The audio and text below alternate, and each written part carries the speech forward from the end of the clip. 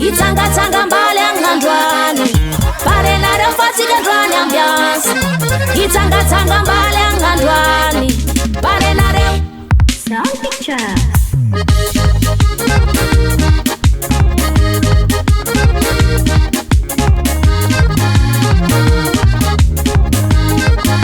Itanga mbali angandwani Parena reo fatika ndwani ambiance Itanga mbali angandwani Parena reo fatika ndwani ambiance Maresa jesa keli engamina yangi Lafa anjuru feti Ambiance manjeki Silingi ninga itenga Ifeti ngandwandwani maresaki Ambiance amnaya tuili mirefuti Feti ngandwandwani maresaki Ambiance amnaya tuili mirefuti Sisi miala yetu lativaji andwandwane Furi furi ngulo Dansi ya bingulo Mi furi furi ngulo Dansi ya bingulo Itanga mbali angandwani Parena reo fatika ndwani ambiance Itanga mbali angandwani Parena reo fatika ndwani ambiance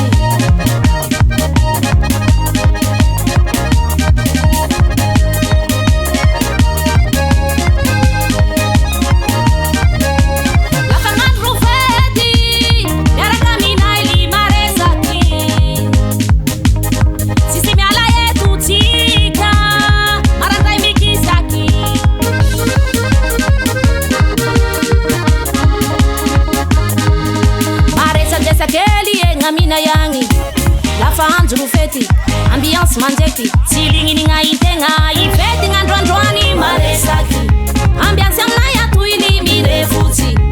Feti ngandwandwani maresaki Ambiance amnaya tuili mirefuti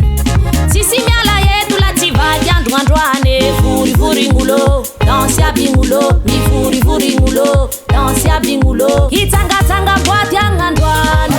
Parena reo fatika ndwani ambiance Itanga mbwati angandwani Parena reo fatika ndwani ambiance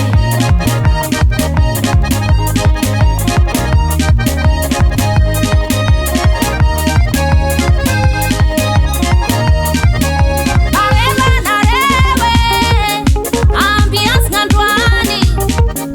Nivu mwana narewe Mamukwa ngandwani Hira yanga via kuande sumura milame Mamukwa ngandwani Mamufati miali Ampitaki Ela kela kitanga Ambuni swa witaku